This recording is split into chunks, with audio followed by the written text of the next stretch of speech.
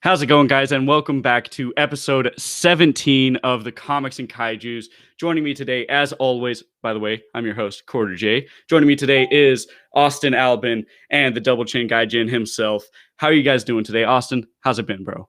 Hey, man, we are doing good. First, I want to give a shout out to you, my man. I'm glad to have you back. Your boys were worried about you, but we're glad to hear everything's okay. Glad to see you back in business and the boys are back at full strength. That is what has made this episode already for me, to have us all back together again, one big happy family. Hey, man, that's what it's all about. Double Chin Gaijin, how you doing, bro? Doing fucking phenomenal, man. Keeping up with that weight loss. 238 this morning. Woo! Keep it going. We Let's can keep see it, going. man. We can see it. Let's go. So, today we are reviewing Son of Kong 1933 and The Umbrella Academy Apocalypse Suite, Volume 1. Austin, you want to take it away with Son of Kong, bro? Absolutely. I will say this is a first time viewing for me with the Son of Kong. I usually have had a pretty decent history with watching a lot of these older kaiju movies. I've seen the original Kong. That's been nothing that I don't think any original kaiju fan would be missing out on. It's a classic. It's what started. It's one of the ones that started it all. It is a masterpiece of its time, made in a time where we didn't have that kind of technology, that a lot of people didn't think we could see that kind of stuff, but the claymation and all that brought everything to life. So with Son of Kong coming into play, you would think that it has some pretty big shoes to fill, obviously. And it really did. It had a predecessor in front of it that not only made a buku amount of money, but also was a very big cultural impact in the film industry.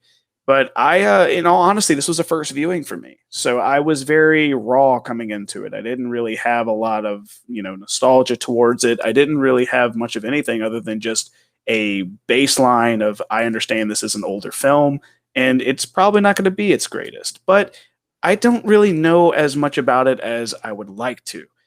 But thankfully, here at Comics and Kaijus, we have the kaiju expert himself to give us a little more detail about it. Cam, can you give me any more about this film? Yeah, so basically, King Kong became a financial explosion. It was a huge success. And RKO, being the greedy motherfuckers that they were, they wanted to pump out another one before anyone else could. Now, Ernest B. Schoeneck, he was like, yo, let's do another one. But I want to make it even better and bigger than the first one. And they're like, oh, that's all swell and good. Here's half the budget and here's half the time. We're only going to we want it out by December of this year. Kong came out. It was it was April. They had filming didn't start until a month after that. They had 9 fucking months to make this movie. And it shows. Seems very Godzilla Raids Again-ish. Yeah, same problem. Very, very Godzilla Raids Again-ish. Is it as shitty? Well, according to you two. Oh, dude, it's horrible. Yes. Dude, I'm sorry. Bad. You know it's bad when I will downright say I would have rather watched Godzilla Raids Again than watch this film. Yeah, so for me personally, I remember seeing this movie when I don't even remember. I remember seeing it when I was a kid. I don't know if I can't remember if I saw the entire film or if I only saw maybe a brief portion. I do remember like that last portion where he's fighting the weird lizard monster in the temple. And for some reason that always scared me when I was a kid. I was fucking weird. And imagine being afraid of a cave lizard. Imagine being afraid of stop motion. Oh my god, the stop motion in this. Yeah, the stop motion. Rough. Yeah, the stop motion is. It was more rough than Robot Chicken season 1. Okay. Wow, you really tossing Robot Chicken into Son of Kong. I mean, you got to really think. I mean, especially like in this instance, you're looking at Son of Kong and the only thing you have to compare it to is King Kong, which is its predecessor film. Its stop motion, it made shockwaves. It broke ground. It changed the game of filmmaking, and it changed the game of the world of kaijus. It was the first time we got an injection of giant monster films. So it really set a really high bar. So for the Son of Kong not only to come in and bring the same claymation and stop motion, and it being so subpar, it's just, I mean, once again, I understand and I sympathize with the fact that these guys only had 9 months. I sympathize with they had less of a budget, but it's just the fact that the movie goes from being this epitome of changing the film industry all the way down to this movie that is laughably bad and made in well less the time. It's just, man, you feel for the guys who made it. You feel for the directors. You feel for everyone that was a part of it. But it doesn't. I'm sorry. I can't excuse the lack of skill that was placed into the animation department in comparison to the film prior to it. Yeah. I will say one thing. Being as I think it's supposed to take place like 4 months after the events of the first movie. It feels like a direct continuation. It's not like there's this weird gap feeling. It feels like it's a part of the first movie, but at the same time, you don't want it to be a part of the first movie.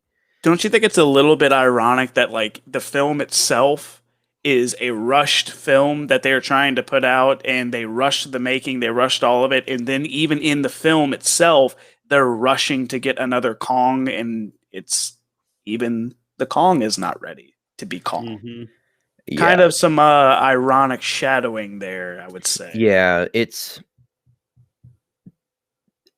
had a lot of potential. I can see the potential in this movie, but with the budget that they were given and the time restraints, it just failed. And I don't think it had any chance of succeeding with the odds against it. If they were able to make a longer film with a bigger budget and wanted to do what like Ernest wanted, bigger and better than the first one, I'm sure it could have been a great film, if not as good or maybe even better than the first King Kong. Who knows?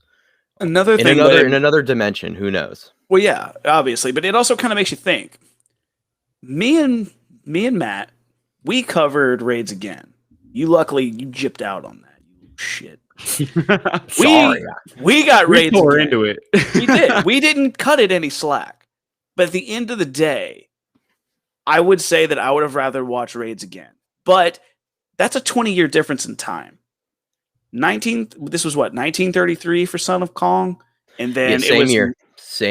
This was 1950. It was 1955 for Raids Again, if I'm thinking correct. Okay, so that had a whole year. Well, not really a year. It was a little under a year. It's technically Gojira was at near the back end of 1954, and then Raids Again came out in 55, a couple of months later. So I guess if you're looking at it in the terms of like, okay, well, Godzilla did better in its second outgoing than Kong did in its second outgoing. Kong was in 1933.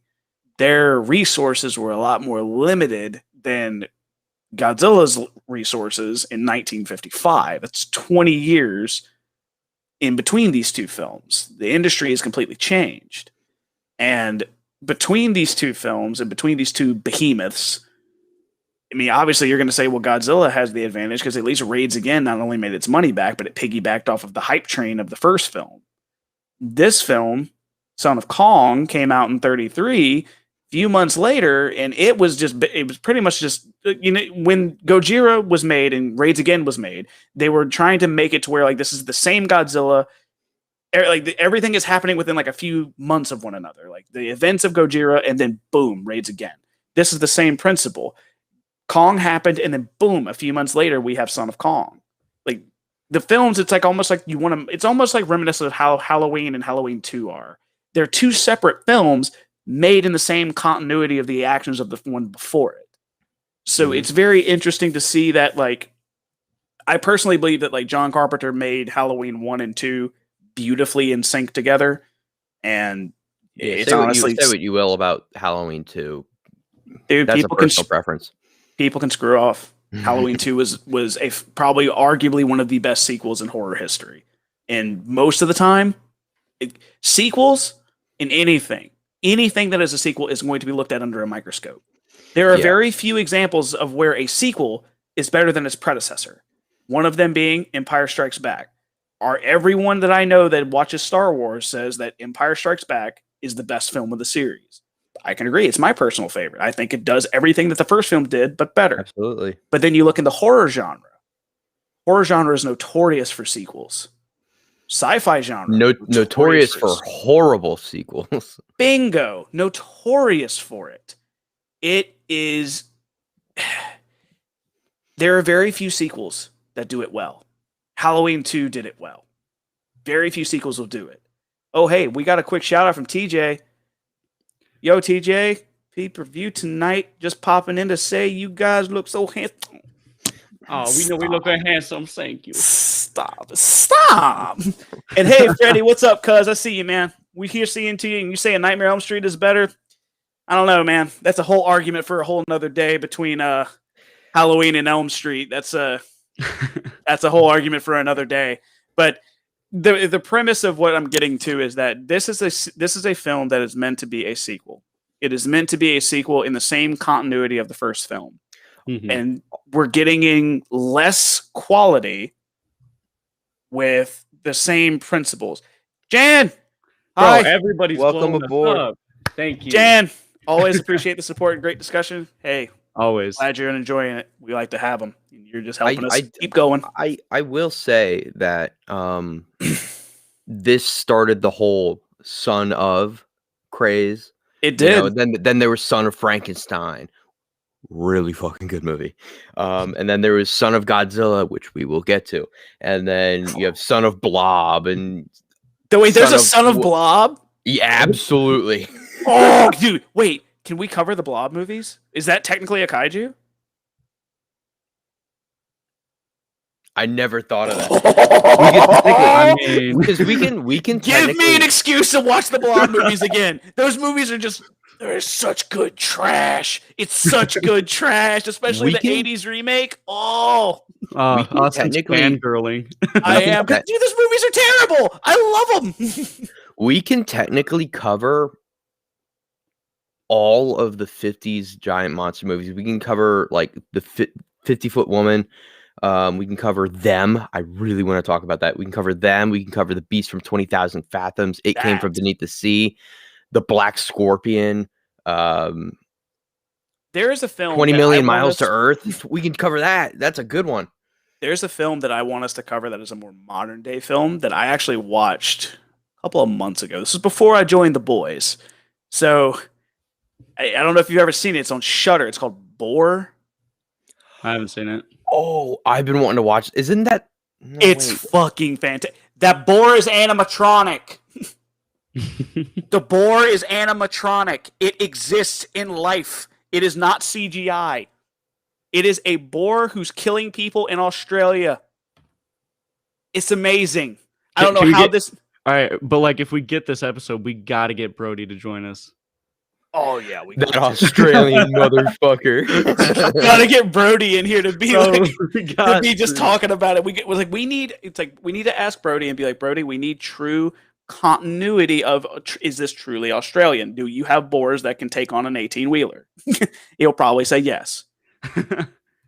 We got Michael. The shout out. Love the podcast. Don't know much about Kong and Godzilla, but it's cool to learn and listen. We'll tell you what, man. Whenever I first started here, knew nothing about Godzilla other than big monster go burr. We're going through the same journey together, man. Yeah, that's my buddy Quarter. I want to get him together, and we'll have like a Godzilla movie night because he wants to come see Godzilla versus Kong with us. Hey, nice. So hey, I want to try. The right place. He's never seen a Godzilla movie, and I want to get him introduced. Hey, look, man, absolutely. We're here to do two things, educate and entertain. And if we're doing at least one of those two things, you come to the right place. You forgot the third one, shit post on horrible movies. Speaking of... Razorback. Razorback. That's what I was going to mention earlier. Yeah. Because they're both Australian, are they? Wait, isn't there one? No, there's one called Boar, too, isn't it? It's Razorback, and is there another one called Boar? Yeah, Boar is the 2017 Australian horror film. Let me see show that. What was the... poster? I just saw the poster on your phone. Did you really? Yeah, you flashed it for like a second. I saw something red. Is that it? I'm trying to think. Yeah, that's it. That's it. That's it. That's it. That's it. And then you have Razorback. Let's see if I can pull that up. Or is it Razorback I'm thinking of? Shit, I don't remember. Razorback's probably the one you're thinking of because it's an animatronic. Like, well, it was one that was 'Cause featured on Shudder, and it was Speaking of- fantastic. because I first heard of Razorback from the In Search of Darkness Part 2 documentary. Amazing documentary, dude. And that they basically covered Razorback for a good portion and really fucking cool. Okay, no, it was Boar because Boar was. I remember it was exclusively dropped on Shudder, and I watched it, with a couple of buddies, and Is they were it animatronic?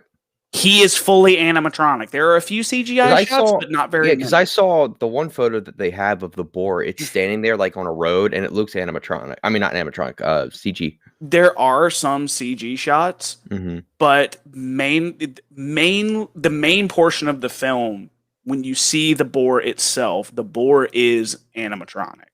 That's and cool. It looks awesome. It is just such a wild film, dude. I want us to cover that so badly. I love some practical effects. I always like to see practical effects over CGI. It's always, especially when it comes to monsters. Like, absolutely. My God, absolutely. I fangirl so hard over practical effects, period. But even if it's just stop motion, I prefer stop motion over CGI. Okay. If it's really good, good stop motion. The stop motion that we saw in Son of Kong, I would rather take it CGI. All right. But say what you will about the stop motion, but the fight sequences that we got out of the stop motion, mind you, there's only two big fights in this, and I did like the stop motion fighting over the I enjoyed it. Godzilla versus Kong that we originally saw, where they just kind of grab each other and that's it.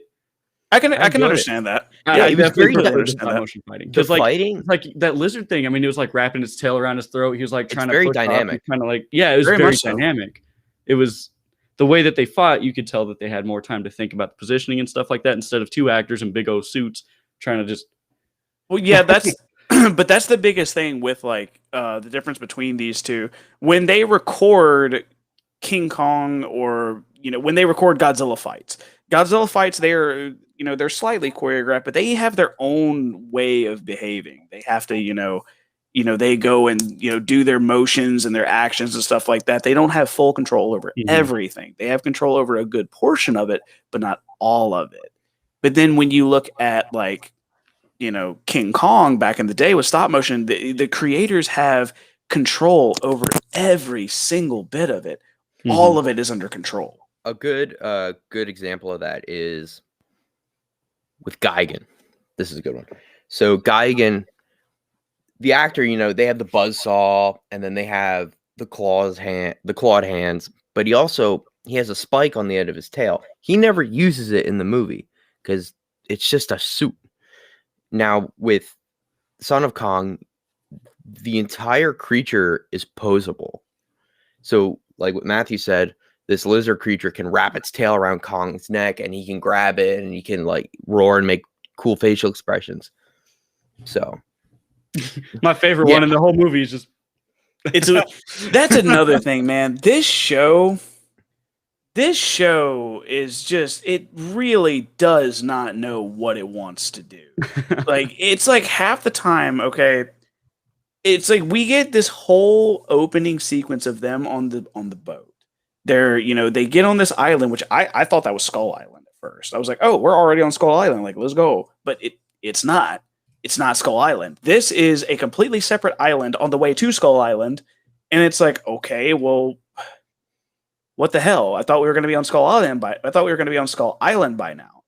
We're not. And so this whole like island set piece that they have going makes no sense. It is literally just there to consume time. And I'm just sending basically confused. So because we didn't really discuss the plot.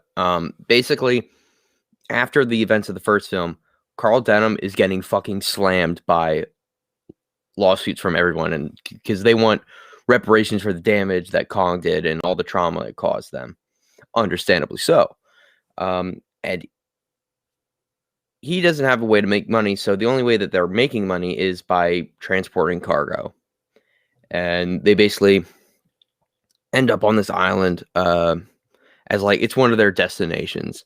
And Carl meets the guy that gave him the map in the first movie, but we don't see that in the first movie. We were just like, oh, this is the guy. Okay. We're just kind of forced to believe him. And then he's just kind of like, oh yeah, did you find the treasure? And Carl's like, what? What treasure? He's like, oh yeah, the treasure that's on the Skull Island's treasure. And he's like, no, you didn't tell me. He's like, you've been slacking on me? And he's like, oh, sorry. He's like, yeah, there's treasure on the island. And they're like, hey, this is our big break. Let's go get that treasure. Let's wait an hour until we show Kong. That was another thing, dude. Holy hell. We were over halfway to the movie and we barely got to see the Son of Kong. I accidentally I accidentally like brushed my mouse to see where, like, not even like trying to see the time frame for us. And we're an hour into this film.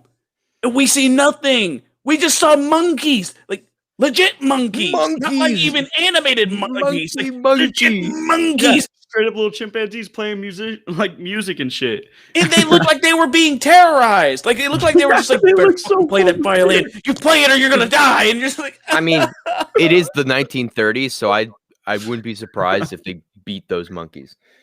Oh, play the violin. Play the violin. Play the violin. No, cattle prod. This film, like I said, the biggest problem that I had with it was the fact that you can tell that it didn't know what it wanted to be, especially now that like we get past that, we're past like getting to that. We're getting to the island. We're at the island. We're in there now. We're seeing Kong, and then when we see the Son of Kong, Mike, the tempo is all over the place. It's like 1 minute you're seeing like this somber side of Kong where we're wanting to help him. We feel sorry for him and he wants to help himself up. And, they help him out of the quicksand and, it's all fine and dandy. And then this bear, like that's apparently the size of a small truck, comes charging out of the bushes to attack our main cast. And he saves them. Like, obviously it's like, they helped Kong. Now they're going to help him, yada, yada. That's fine. But when the fight happens, in the middle of the fight, in the middle of the action set piece, Kong knocks his head against the boulders beside him, and they play some loopy soundtrack, and his eyes go cross-eyed, and it's like, oh my God. I'm not gonna lie, a lot of the scenes with Kong in this felt straight ripped from like Looney Tunes. It felt so like watching bad. It felt overly cartoony compared to what the original Kong was. Like it was the exaggerated movements. Like I said, my favorite one being that he does like out of nowhere, not knowing anything about human civilization or like communication or anything. He just goes, I don't know, man. Just like that. So Kong, how do you think about these humans? I don't know, man. I don't know, dude. Kind of sus. But I don't know. I don't have too much more I really want to say about this film, in all honesty. I'm more excited to talk about our comic this week. Son of Kong, I'm trying not to trash it too bad. I'm trying not to because we've definitely reviewed worse. Mm-hmm. But, I mean, if we're going to go ahead and start putting our stamps of approval on this bad boy, I can't give it one. I can't recommend it to somebody. I can't say, hey, you want to watch a good 1930s film? Watch Son of Kong. I can't willingly tell that somebody, when its predecessor did its job, but it did it better, and it did everything better. And I honestly wouldn't tell someone to waste an hour and like 20 minutes of their life. I'd just be like, move on. Take the lick and find something else. And in all honesty, like, I'm sorry, I hate to be that dude, but this thing's getting a 2 from me. I did not enjoy it. I can understand that. I'm not trying to, bash anyone on their ideologies about it, but I cannot find a good justifiable reason to recommend it to anybody, much less in any other reason to watch it again. Sorry, but Kong falls flat for me on this one. Double Chin Gaijin, what'd you think, bro? So it doesn't build upon anything, doesn't show the world, doesn't expand the universe. It doesn't do anything new besides it being, hey, there's the Son of Kong. Okay. I mean, if you're a fan, if you're a kaiju fan / Kong fan, and you want to watch all the movies, give it a watch. If you're someone that's curious to see what the sequel of Kong was, give it a watch. The best way to go into this movie is if you go into it expecting the quality of the first movie, And ain't you're there, gonna Chief. your experience is gonna be way worse. Now, if you go in there thinking, "Hey, this is gonna be a cheap sequel," it's not too bad, you know. I don't know, I it's would pretty give it. fucking bad, I would bro. give it. It was I give pretty it. bad. Well, yeah, it's bad, but Hey, let's not judge everyone's opinion, Cam. I'd give it like a 4. Yeah, Cameron's the 4.55. gatekeeper here. Okay, dude. Okay, dude. You know, I'm trying to be lenient with the film. I could have All right. given it a 2 stars Hey, like I'm Austin did. fine with it. So for me, I'm gonna say in my own head canon that there's some hardcore symbolism between the ending of the movie and the entire movie itself, which is that it's a pile of shit as the ending is collapsing the island upon itself. That's So- another. The ending is. Can I go lower than 1? Honestly, We're 1 to 10 here. I mean, because you I feel like could. 1's giving it some credit, okay? But that's just me. That's another thing. That ending. What the fuck? Yeah. So like, What you got the the whole fuck, movie. man? You got the whole movie, and they have no plan on how to get off the island. None. They have no clue what the fuck they're gonna do. They find the treasure, they get on the rowboat, they row off into the ocean, and none of them die. And they're just kind of It's not vibing just- there. It's And then not they just see a boat. that. I feel like the writers had no fucking clue how to end the movie and come up with a good ending within a month's time. So they're just like, the island. Yeah, just throw it away. sinks. And they're The like, island. I'm like, It crashes. it's bro. fucking what? And they're like, yeah, it's earthquake. It sinks. Hey, You're having an that's earthquake not how islands work, my on guy. an island? How? But then, like, let's throw in a Just think- hurricane so it's more believable. All right, but how are they going to get away on this tiny ass rowboat? Plot armor. They're just really good at rowing, man. The only good thing, the only good thing I can really say about this movie is a good portion of the original cast returns, like Carl Denham, Skipper, hell, even the Chinese cook returns. And they're all great. I mean, they all do their job well. But other than that, it's just kind of mediocre. I mean, my favorite part was when the credits started rolling. So Oh, Jesus Christ, man. And Matt really hated this one. You are absolutely ruthless today. bro, I'm telling you, this one and no, just no. Listen, I'm not gonna take anything from you too seriously. You gave Invasion of the Astro Monsters like 4 stars, so I'm not gonna. All right, but like Planet X, that Stop! whole plotline was horrible. Anyway, let's get our quick commercial break. Cameron, shout out our boys over at Symbio Collectibles, bro. Yes, thank you guys so much. Thank you guys for supporting us. You guys are the best. You support us, we support you. Austin, did we show off your toy last time? We did. We showed off Yeah. my wonderful Django that I do have sitting Yeah. here beside me. He always sits by me and guards my desk. Guys, this thing is fantastic. I couldn't have asked for something better. That's why the pin sits upon my You noodle. can just see the nerd grin on him. He's happy. Yeah. The I'm total happy with happiness. it, man. Like I said last week, if you want anything collectible, comics, collectible items, toys, figurines, whatever your fancy may be, Symbiote's got you covered, man. I keep their sticker here just because I don't really have anything to put it on, but I keep it by me at all times. They got good shit. Their deals are honest, Imperial Godzilla from the 80s. Collectible Godzilla cards with the booklet that comes with it. The fucking Toei Spider-Man mech. They got cool shit. Check them out. As always, make sure to check out projectlouder.net to check our merch, check out the other shows on our network, give them all some love. Goranmore, Bad Beetleborgs, all of them. Give them some love. And we might be working on a Discord server coming soon. more details in the Woo! future for some Ooh. Q&A, some get to know the owner, stuff like that, So let's get into this comic. All right, so we did Umbrella Academy Volume 1 Apocalypse Suite. So for those of you that might have seen the show, the season 1 of the Umbrella Academy is very heavily based on this comic. There's a lot of things that happen in the show that happen in the comic that they pull directly from the comic. There's a lot of stuff that the show did uniquely. There's a lot of stuff the show did differently. There's certain things that the show did so much better, in my opinion. But there's also a few really key points in the comic that would have been really cool to see on the screen as well. But you know us, we're going to dive right into this. Starting out with the beginning, kind of gives you the rundown of what's going on, as in the show, a whole bunch of people across the earth just pregnant, all at the same time. Bam! Not pregnant prior, had no signs of pregnancy, full-blown pregnancy, straight into labor and giving birth. Now, as you all know, if you've seen the show, Mr. Hargreaves collects 7 of them and turns them into the Umbrella Academy, which is where we get the title. A kind of, I don't know, almost like misfit Teen Titans type team. That's an interesting It take gets on kind it. of made out of it. Yeah, that's the vibe I always got off with. It was like a misfit Teen Titans team. So,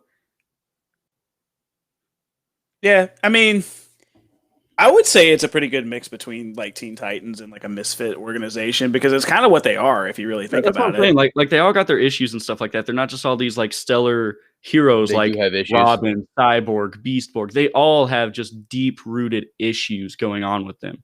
Stuff that you can tell really changes them and stuff, So we get a lot of time jumps in the beginning of this comic. So, it goes from beginning to one of their big capers against the Eiffel Tower that I lost the name of it for a minute. Dude, that But Eiffel Tower they literally was fight fucking the Eiffel wild. They Tower. literally fight the Eiffel Tower in the first chapter of this book.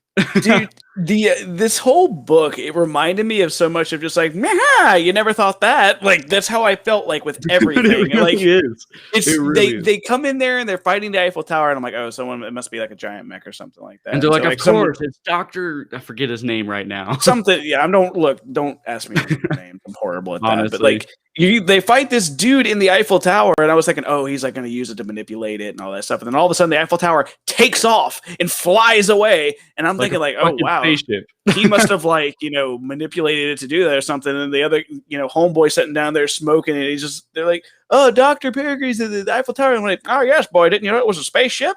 No. Excuse me? Excuse the fucking what? Pardon, sir? Pardon?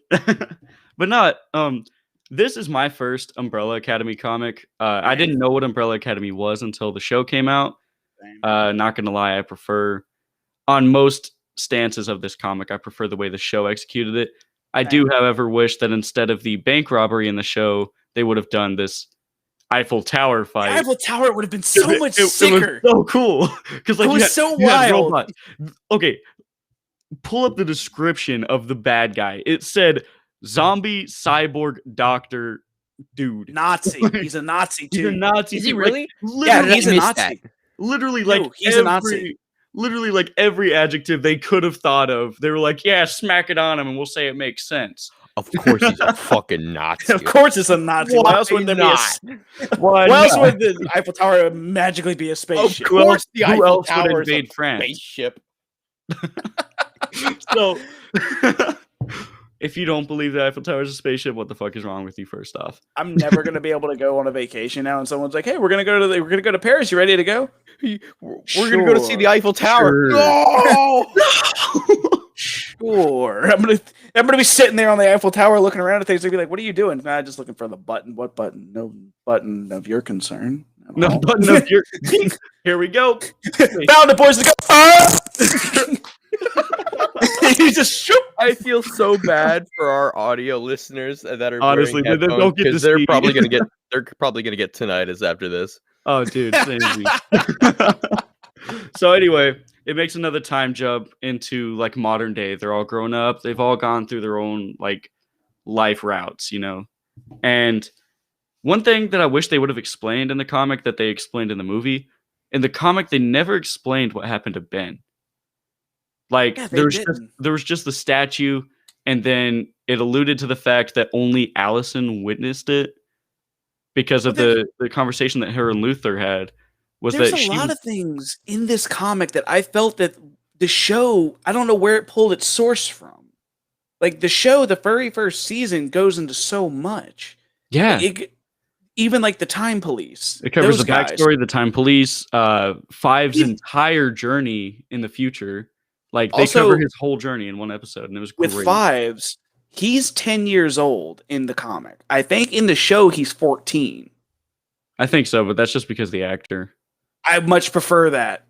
Like, Yeah. like a 10-year-old that is literally about And- yay tall is punching holes through guys' heads, and I'm like, And real quick, can we just like tip a hat to that actor for pulling off such an amazing Five? Because he did. Comic 5 was not as good as Umbrella Academy Show 5. Like, dude, Yeah.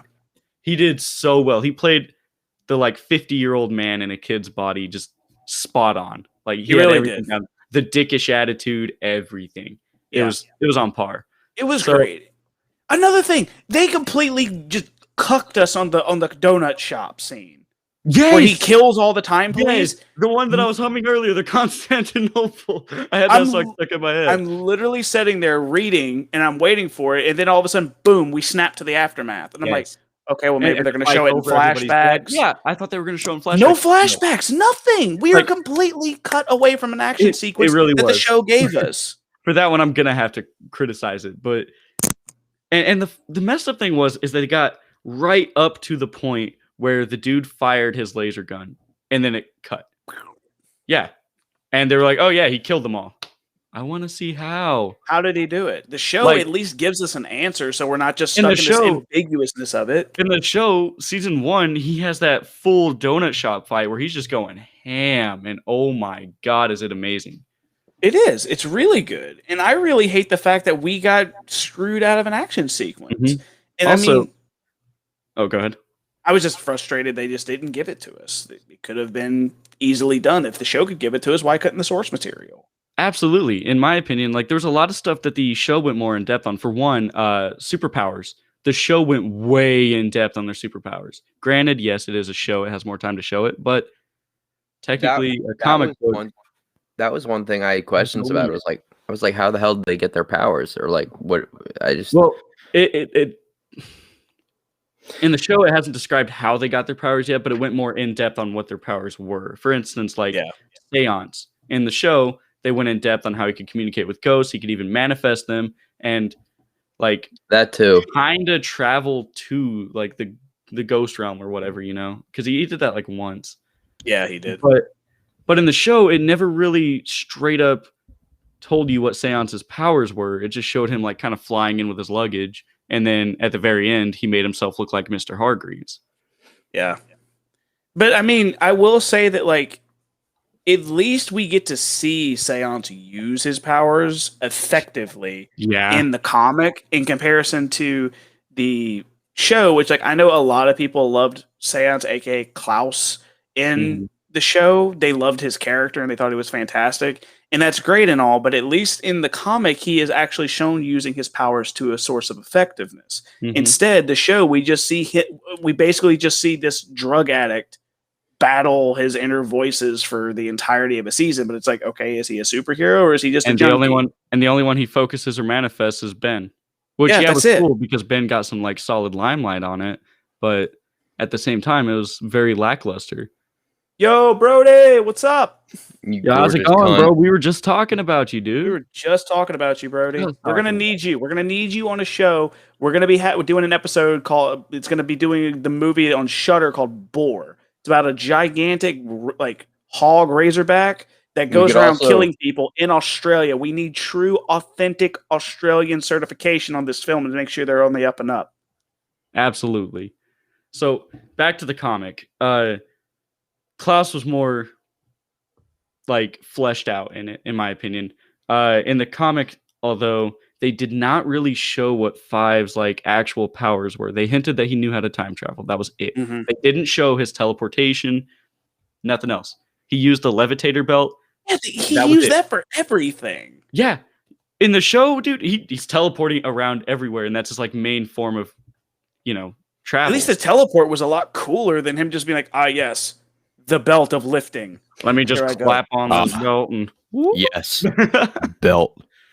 yeah. The And rip-off version of Razor. Yo, it was not a bad film, Brody. Boar was so much fun. I watched that with my boys one night. We sat back, we had a couple drinks, and we watched a giant animatronic hog eat a bunch of people, and it was hilarious. It was fantastic. There's a dude that literally tried to fight it in a 1v1 punching match. It had him like pinned into like this little shed, and it's like sitting there trying to bite at him, and he's like, "You guys go, I'll hold it off." And he just like gets there and just starts sitting there wailing on the damn thing.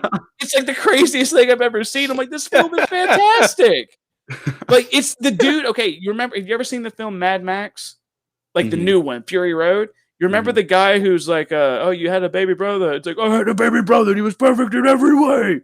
Like the big dude who like ripped the engine out and all that. That's the guy.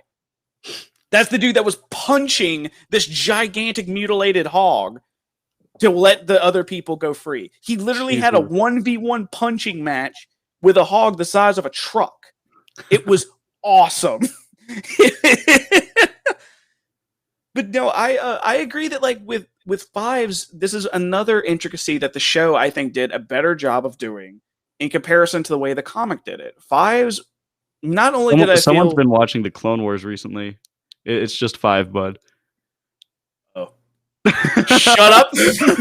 You keep seeing Fives, and I'm like, At first, I thought you were saying it like as in like 5 is, or like. Yeah. I've been like binging the Clone Wars, so like. So I had to call your ass out because I kept hearing the 5. So I could just hear the neckbeards in the comments going. 5. Good soldier follows orders. Good soldiers follow. Anyway, let's pull Austin out of his PTSD Tom flashback. Yeah, no. 5, I think it was done a lot better in the show than he was done in the comics, especially in the. Like I mentioned earlier, I felt like the actor did a very good job portraying the character. But not only that, is I felt that the actual character over in the comic was, I just felt being a 10-year-old, he was small, he was little, and he's sitting here taking on these people like they're nothing. But I felt like the 14-year-old, that he was a bit taller, he seemed like he can handle himself a bit better. And not only that, but the fact that he could teleport, he could literally throw his weight instantly. The teleportation made it more believable. Rhodey, what you got there, boy? Yeah, I like the director, Chris Sun. It's a fun film. You should hit me up and jump on the show for a quick interview. Should we? I mean, all right. Possibly. Let's go. Hey, I loved that film. I'd love an interview about like, where did you come up with the idea of a giant fucking pig?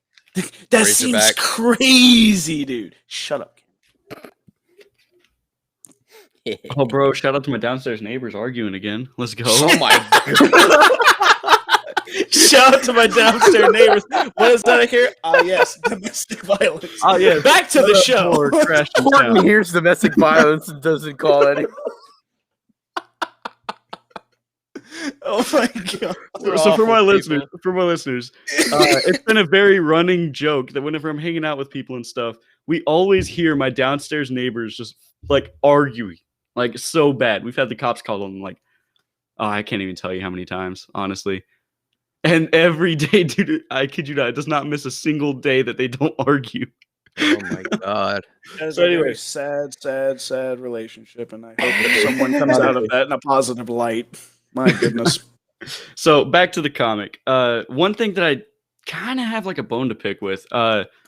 Whenever Luther is on the island, whenever Luther's on the moon and he's about to leave, the robot Ben that he named after, Ben, tells him, "Do you want me to give you the laser gun?" And he says, "Yes, I will probably need it."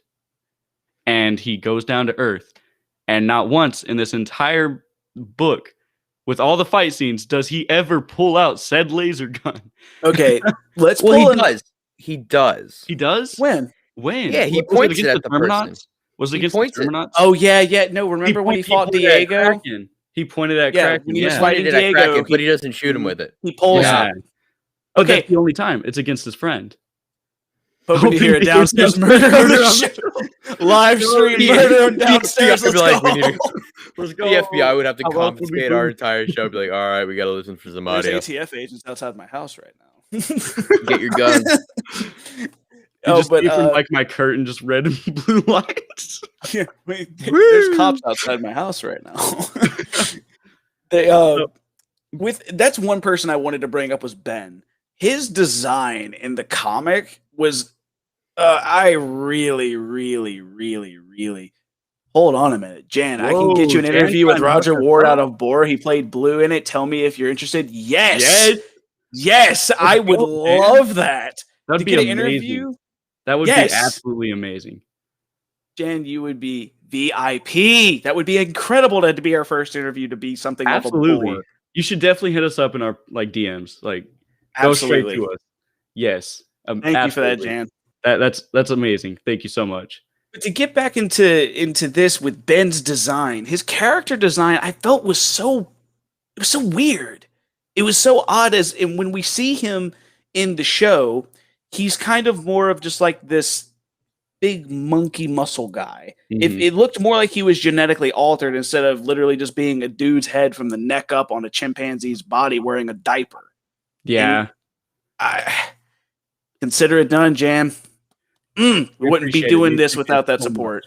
Absolutely. Big shout out. Thank you so much for that. But yeah, I do agree with that. The Luthor in the show looked very human modification versus the comic, like you said, head on monkey. It's a head. It's literally a human head that somehow can still age. Have that in mind. It showed in the newspaper that he got his head sewn onto that body like a long time ago, and now he is a full-grown adult. That's what I don't understand is how can the body age and then the face age at the same time? Like, how does that work? How does any of that work? Magical. Yeah, and in my opinion, did such a better job. I liked Rumor's hair. I thought it made her look very kind of e-girl, which I thought kind of fit with the whole Misfit Teen Titans vibe that I was getting off them. In the show, she tries to represent herself as somebody who made it in life and is very successful, when in reality, you know, she's got her own inner demons that she's battling with and stuff. Sure. But in the comic, they really made her on par with the rest of the crew of just being a bunch of broken little misfits, you know? And I feel like that was very well illustrated with her hair and the way that she was like always emotionally unstable, like quick to snap at people type stuff, you know? Yeah. And I thought that was very... Oh, go ahead. I was going to just say another character that in the comics was drastically less talked about in comparison to the show was Vanya. Vanya was hardly talked about in the comic. Vanya had almost no limelight until the end of the comic. And then in the show, she was the center focus. Mm-hmm. Her and Five were the two center focuses, arguably. Now, if it was up to me personally, I would have preferred having Fives be the focus more because I liked the time police and the whole mystery of the apocalypse was really honestly, appealing. You can make a whole series just off of Five. You could. I keep saying Fives. Oh my God. I know. Just at least you're self-aware. Oh, I'm self-aware and I'm ashamed. But Five his story was so much more interesting to me than Vanya. Like Vanya, I get it. She is like I got very big, like, you know, I got very big Phoenix vibes from her. Like, oh, I'm nothing special, but then when she's awoken, she's the most powerful deity to exist. Like very Phoenixy, and I'm like, literally destroys the world. I did think it was kind of funny, like, and I'm so ashamed of myself when I saw it. I'm like, oh my God, what is wrong with me? The scene where she rolls up to the mansion and she's been like awoken into her like violin form or whatever you want to call it. And Pogo sticks his head out the window and he just goes, Vanya, there's no need to do this. And she kills him by literally just playing one string and it blows his head out. Yes, And I wanted to talk about that. So I wanted to talk about it because when it shows that, Yay. monkey pog. That was a lot of. Hold up. You see gore like that in a Friday the 13th comic, and I was like, what? Wait, This yeah, is it's monkey pog. Like it won't really focus all that well. Wait, There it goes. monkey pog. Monkey pog. but what I really wanted to talk about that scene is I really preferred the comic portrayal of Pogo's death versus the movie. Granted, the movie gave you more of an attachment to Pogo because Pogo opens up to the kids, tells them everything, stuff like that. And then he gets thrown against the wall with the antlers going through his chest. That was a very symbolic death, like because you kind of grew to like him. But I liked the savage death that he got in this one. It was literally he popped out. He's like, "Please don't do this, Vanya," and she's just like, and his head Please just don't do this. He just dies. with the pinky up, like, Yeah, you gotta do that. And then he dies. His head literally blows up. I do agree. Like your take on that is honestly how I feel about it. I felt that the comic book renditioning of his death felt more poetic and it felt more symbolic, like you said, because we got to get more of an attachment to him. That I felt like in the comic, we really didn't get much flesh out time with Pogo. We got like a little bit of show time with him, a little bit of talk, but like in the Netflix series, he got way more time to really show that emotional attachment and really show that emotional grip with everyone. But one of the biggest things that I liked that one of the big things that I just liked about the comic is Mother. Like Mother was completely scoffed off as nothing, as like, oh yeah, she's just a machine. And even Diego's like, oh, you're a scrap of bolts, doesn't matter, you're not even real. I definitely preferred her in the show. But then in the show, he's portrayed as like that's like it is his mother. Like he is he so doesn't care that she's emotionally robotic. attached. Yeah. Exactly. It's like, why is that dynamic not in here? It should be. And like I know I'm like saying like the show should have had the same sort of level of continuity as a story that's already been written. But I mean, the show took things out. And I think arguably, if I'm being truthful, I think the show did a better job with it. I think the show did a better job with some things, but I also think the comic did a lot of things right too. I think the focus not being on Vanya was something I liked in the comics more than I liked about the, in comparison to the show. One thing I did like, and I was pulling up the panel on my phone. One thing that I really liked was in the ending of the show. By the way, huge spoilers here. So if you haven't seen the show yet, I'll be back in like 5. Whenever they're at the end and Vanya is playing her music and she's about to blow up the moon, and 5 shoots her in the back of the head with the gun. He does this like whole speech in it instead of like how in the show he just shoots her and she collapses and they're like, oh my god, the world's still ending. Like he says this just like super savage speech that really illustrates to you how just kind of insane he turned into after being alone in the future in a world where nobody else existed. And basically, I'm trying to pull it up real quick. He says, no, this is the part where due to a bullet scrambling your brain capillaries this is the part where due to a bullet scrambling your brain, your capillaries start to leak fluid, causing swelling that puts pressure on your motor functions and voluntary motor function activity fails. Like just the savagery whenever he says that, because he's covered in blood, her blood, and it's his own sister that like he grew up with and stuff like that. And just the savagery in it versus the show where he just, oh, the world's still ending. Let's build a portal and go back in time again. Yeah, just bam. Well, that didn't solve jack shit. I thought this would work. It did not. Also, before we get into our rating and stuff, let's talk about our favorite characters. Double Chin Gaijin, you've been kind of quiet, bro. Who is your favorite character? I'm gonna have to go with I was gonna say real quick, favorite character comic, favorite character show. I haven't He hasn't seen the show. He's virgin to the show. Gotcha. Yeah. You need to watch it though. Honestly, it's good. I'm still watching WandaVision, so I gotta catch up on that, and then hurry up and finish it so we can talk about it. I'm fucking working. Maybe I'll watch an episode tonight after I work out. I don't know. I'll see how I feel. Favorite character? I'd probably have to go with Pogo or Solar, or yeah. Probably Pogo. Pogo. Yeah, Pogo was I a can good understand character. that. Pogo was the boy. He was definitely more fleshed out in the show, in my opinion, but he was definitely the boy. Austin, who is your favorite character, man? I'm gonna have to say probably my favorite person in the show. Like show one, I liked Ben. I thought Ben was I two. liked Ben was two. Yeah, one is Yeah. Luther. Okay, well then two, which I is gotcha. Ben. I liked his. I liked how he was as a character. He was that very noble leader that wanted to, protect the rest of his group. He Mhm. wanted to protect his people. He wanted to be that leader. But then when everyone kept leaving and everyone kept running from him, he felt a failure. And I resonated with that. And I felt like I felt like I had some sort of resonation with this character. But I didn't like him in the comic. In the comic, I didn't enjoy him. I actually enjoyed Diego in the comic. He felt very Batman-esque and Mhm. like Batman-ish, and that was really cool. I liked his man, this is weird. I liked Ben in the show. Luther. I liked Luther. Yeah, Luther's the big guy. Okay, so Luther. I liked Yeah. Luther in the show. I didn't like him in the comic.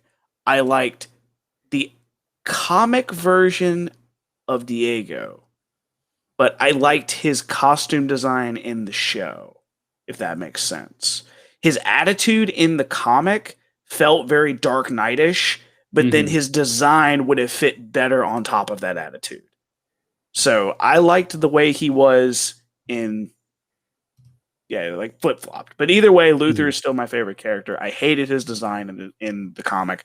I liked his attitude, I liked his overall Yeah, character and how he wanted to be that leader. And then I he liked definitely how felt like the Robin or the Captain America of this team. that's what I was thinking. He was very Capish. So like it Mhm. was just like, he reminds me a lot of Captain America. So you know what? Yeah, we're I gonna can, go I with can Luther. definitely agree with that. Mine in the show has to be 5. I was gonna say love. I could guess it. It's gonna be 5. Oh, dude, his dickish kind of asshole personality. It really to resonate with that. I was able to resonate with that. You know, like, I was able to resonate with like it. it just related so much closer to me. You know, there's just a lot more reasons. I was why able to liked just him. really like. I was able really- to project myself into that role a lot easier than the other one. So I really I was able to really. It's able for me to project my No, ego directly okay, into this so character. one thing that I liked, yes. So one thing that I liked was that he really felt like a combination between Tony Stark's brains and Rick's I don't give a fuck from Rick and Morty. And I liked that. I really see liked that. it. I thought it gave it a good mix of like dickish attitude with ultra smart brains. And I can get that. in the comic, bro, I'm not gonna lie. I was kind of vibing with the like leader of that orchestra that got like ripped in half for no reason. He was cool. he was was cool cool. as fuck, and I feel like there's a lot more behind him than what was shown right then and there. But I'm not gonna lie, I just wanted to honorably mention that guy. As far as like favorite character in the comic, man, honestly, it was hard to really get attached to them because of the lack of limelight to all of them. But I'd have to say Alright, between give me 5 or Pogo. 5 or Pogo. 5 or Pogo. Yeah. Not bad. Though I do definitely prefer the representations of them in the show versus the comics. They were still pretty enjoyable in the comic itself. Yeah, that's fair. So let's get to our final rating of this Double Chin Gaijin, bro. What did you think of this comic? I liked it. The art style was probably my only criticism to this. Wasn't really my cup of tea. I thought it could have been a little bit more detailed, and that's just a minor nitpick. Yeah. I would probably give this 6 or 7. Probably 6.5. 6 or 7? Mhm. I got you. I can understand that. You are, no offense, but kind of picky with the art style, but I can understand that to like somebody just getting into the comic book world, I understand the expectation of something a lot more detailed, like on Marvel and DC level with the realism and stuff that they put into their art. So I completely get that. Austin, what do you think, man?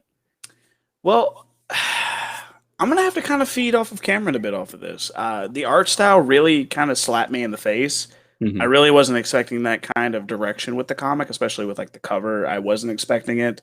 And then I really was thrown off by the actual characters when I saw them.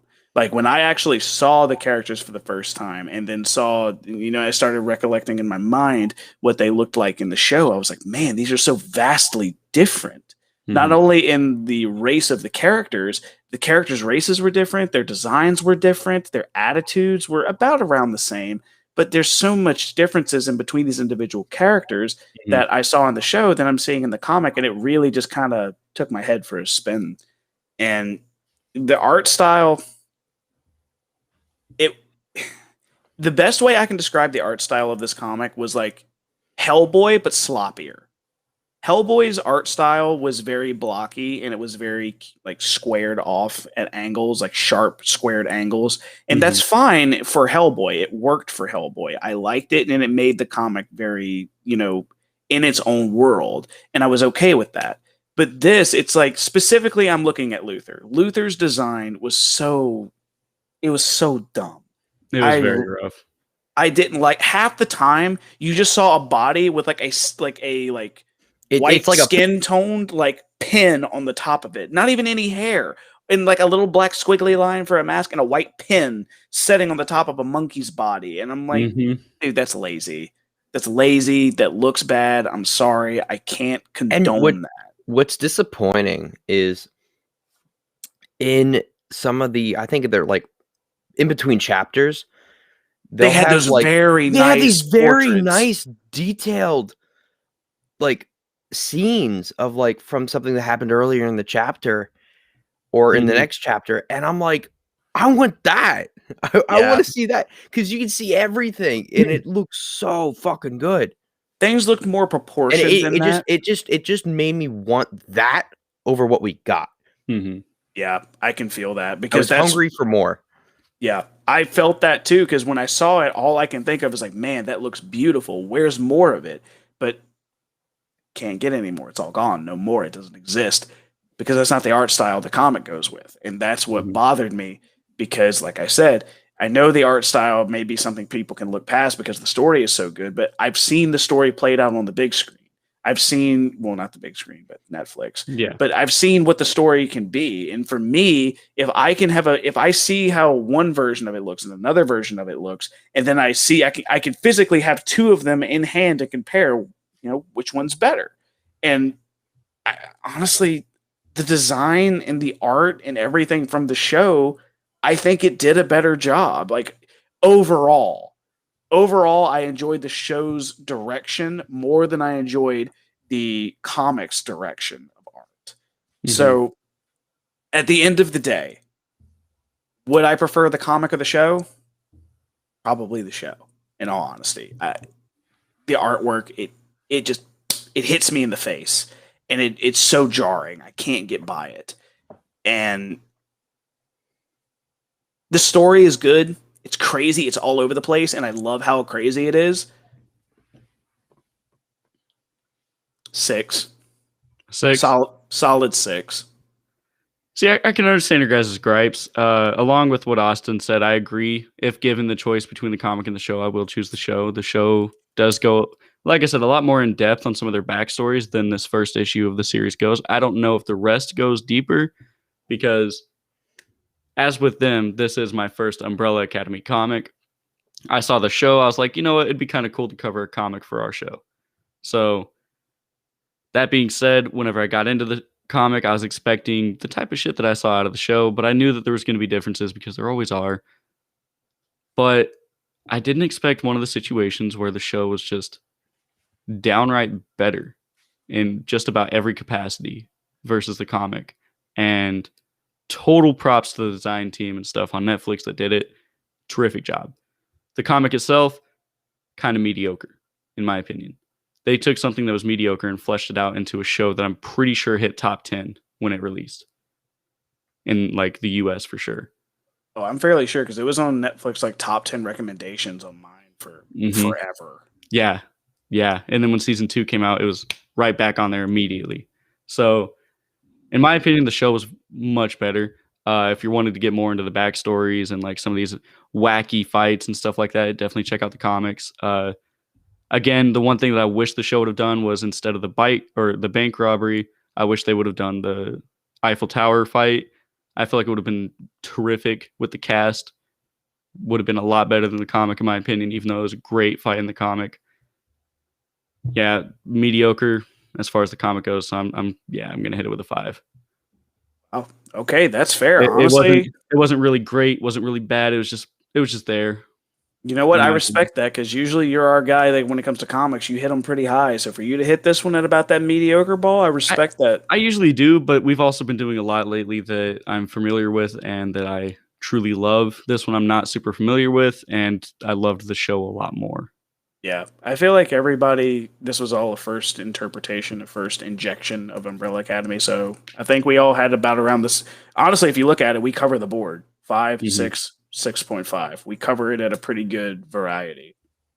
Also, to all of our viewers, this is the start of our Godzilla and Kong marathon that we are doing until April 4th, where, as long as they don't postpone the movie again, we are going to give an actual review over Godzilla versus Kong. I know Jan joined us Also, on the trailer quick thing, reaction. shout out to my fucking brother who seems to think it's okay to interrupt me during the podcast. So I'll be right back for that.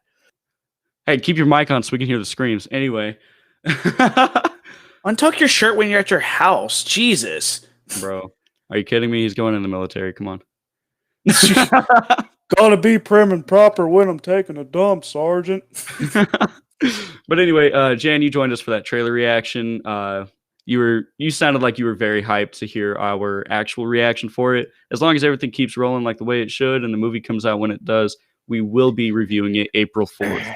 Yeah, sorry about that, guys. Anyways, I'm back. Yeah, hope to God Legendary doesn't push anything back. Because I know with the COVID, with HBO Max, with everything, because I think some countries have a different release date than others. So, because I've been hearing different things with all the different TV spots and all the other trailers that I've seen, I'm getting different things. So, but as far as I know at this point, March 31st is when the movie drops, which is a Wednesday. It is a Wednesday. We had this discussion because we said that's a really weird drop time. But we are going to be doing a live, we are going to do a live talk of it, and it's going to be honestly, it probably is going to be a show fully dedicated just talking about that because we're going to unpack every single bit of it. We are going to be flagging it as a spoiler. So if you do not want that film spoiled for yourself, do not watch this without seeing the film. It is definitely going to be an in-depth review. We're going to tear it apart just like we did the Godzilla versus We Kong want trailer. our interaction with you guys to be as raw as it can be. We want to be able to talk about it as openly as we can. So this is just a fair warning we are giving all of our viewers for future for that episode. Be prepared for a full Godzilla versus Kong special episode that is going to be full of spoilers. Yeah, there's going to be no structure to that episode either. It's probably going to be balls to the walls everywhere, bouncing up to one thing and then talking about another thing, then coming back to that first thing. It's going to be everywhere. So if you don't want to hear any spoilers, like Austin said, do not tune in on that episode. I don't think we have the capability or control to prevent ourselves from doing one of those. We talk about half the review will be spoiler free, and then have the second half be spoiler. For a spoiler free one, we definitely have to have some sort of script right now. If Godzilla went and fought Kong on the island, and he went, there was Mecha. Kong was there, and he fought him on a ship, and it was Mecha Godzilla was there the whole time. Fuck. And then Kongzilla. Oh shit! King Kong beat Godzilla. I mean, no, he did it. Do we want to discuss what movies that we have lined up for the upcoming Cam, weeks? look, this is your baby, man. What is Kongzilla going to be consisting of? Let people know for the next couple episodes. It's going to be these movies. Kongzilla. Yeah, some merch that says Kongzilla. next episode, next week, we are going to be talking about Son of Godzilla. So I think that's kind of cool. Son of Kong, and then we jump into Son of Godzilla. And then after that, we have King Kong Lives, which will wrap up Toho's duology of Kong films, King Kong versus Godzilla, and then King Kong Escapes. And then after that, we have Destroy All Monsters, which is a lovely wrap up. And then after that, we got the big one versus Kong, the big one. Super excited for that. I'm really excited. Do you want me? Jan saying I will shoot my email to TJ. Roger Ward has been sent a message. Can't wait for the Kong Godzilla episode. Thank you so much. Thank you, Jan. We appreciate it so much. You don't even know. I do want to show, because it's comics and kaiju. I do want to show off. He needs to show it off. I have to show it off. It's a combination of our worlds. It was funny because when I was out yesterday, I didn't expect to find anything Godzilla related. And I didn't expect myself to spend any money for the weekend because I was hoping to save. And I saw this and I was like, what's the worst that can happen? Financial stability? Fuck that, I guess. I got the first and the last issue of the Marvel Godzilla King of the Monsters comic series. I thought it was cute to get the first and last one. It's kind of cute and poetic, don't you think? I mean, I would have got the first and the last in the series if I could. I got a shit ton of stuff this weekend, but it's not even remotely kaiju related. They had a bunch of other of the Godzilla comics of the series. Yeah, but they didn't have like the second one because that's what I was looking to do, is get the first and then the second. Or they didn't even have the one where it has the Avengers on the cover and they're fighting Godzilla. So I decided, fuck it, let's get the first and last one. So yeah, that was pretty cool. A cool little treat for myself. It was a good haul. Definitely first and last for the kaiju. I say it's a solid haul, dude. Absolutely. Yeah. Well, I think that wraps it up for today, guys. All right. Covered a lot of really good stuff. Talked about Son of Kong. Talked about Umbrella Academy. Definitely prefer the show. Anyway, as always, your boys at Comics and Kaiju end this with a shot of tequila. Bada boom!